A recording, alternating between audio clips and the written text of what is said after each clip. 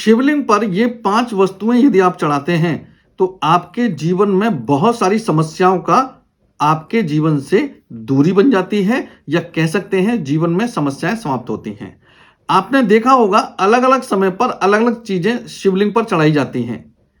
बहुत तरीके की दालें चढ़ाई जाती हैं, जौ अर्पित किए जाते हैं, चावल अर्पित किए जाते हैं, तिल भी अर्पित किए जाते हैं। अलग अलग प्रकार के अन्न या अलग अलग प्रकार के पदार्थ शिवलिंग पर अर्पित किए जाते हैं अलग अलग मनोकामनाओं को लेकर। आज हम इस वीडियो में बात करने वाले हैं कि आपको जो भी चीज चाहिए इन 5 चीजों में से आप करेंगे तो वो चीज आपको, जिस चीज के लिए आपको जो चीज करनी है वो आप करेंगे तो लाभ मिलेगा। यानी कि अगर आपको मनोकामना पूर्ति चाहिए तो अलग उपाय है, आपको कार्य सिद्धि कराने हैं तो अलग उपाय है, भाग्य लाभ लेने हैं तो अलग उपाय है, शत्रु नाश करना है तो अलग उपाय है। इसी प्रकार से जब भी आप ये जो चीजें मैं बता रहा हूं इनमें से किसी भी प्रकार की आपको समस्या है तो वही चीज शिवलिंग पर आप अर्पित करना शुरू करिए। आप देखेंगे आपके जीवन से बहुत सारी समस्याओं से आपको मुक्ति मिलेगी। वीडियो हमारा आपको कैसा लगा कमेंट सेक्शन में राधे राधे लिखें। आप हमें लाइक करें, फॉलो करें, सब्सक्राइब करें। राधे राधे मित्रों, स्वागत है एस्ट्रो आश्रम पर। आज हम बात कर रहे हैं ऐसे उपाय की जो भगवान शिव से संबंधित है, और भगवान शिव को की गई बहुत सारी ऐसी चीजें जो आप अर्पित करते हैं और आपको वो लाभ देती हैं। अलग अलग समय पर प्रावधान है अलग अलग चीजों को अर्पित करने का, या अलग अलग समस्याओं के लिए शिवलिंग पर अलग अलग वस्तुएं अर्पित की जाती हैं।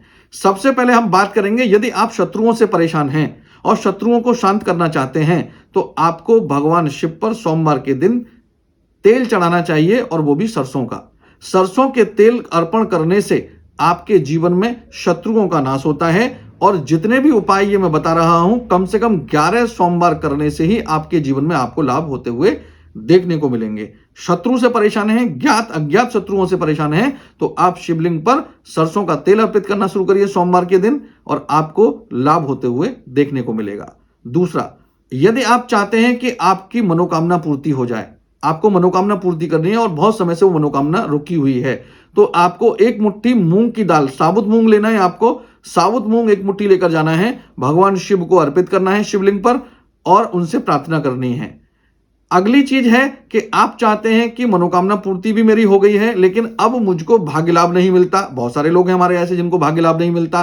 तो भाग्य लाभ जिन लोगों को चाहिए उन लोगों को चने की दाल एक मुट्ठी ले जाकर शिवलिंग पर अर्पित करनी चाहिए। यदि शिवलिंग पर सोमवार के दिन चने की दाल अर्पित की जाए और मनोकामना मांगी जाए तो ऐसा माना जाता है कि निश्चित रूप से उनके भाग्य लाभ पूरे होते हैं। अगली चीज है कि हमको लगता है शनि से हम परेशान हैं, और शनि से परेशान होने के साथ साथ हमको कोई लाभ नहीं मिल रहे, तो आपको शनिवार के दिन काले तिल अर्पित करने से, या काले तिल अर्पित नहीं कर पा रहे हैं तो आप यहां पर साबुत उड़द की दाल भी एक मुट्ठी अर्पित करते हैं, तो भी आपके जीवन से शनि से आपको मुक्ति शनिदेव देने लगते हैं। और यहां पर यह उपाय शनिदेव के विशेष रूप से किए गए उपायों में से एक उपाय माना गया है कि सोमवार के दिन उड़द या तिल शिव को अर्पित किए जाएं तो शनि से मुक्ति मिलती है।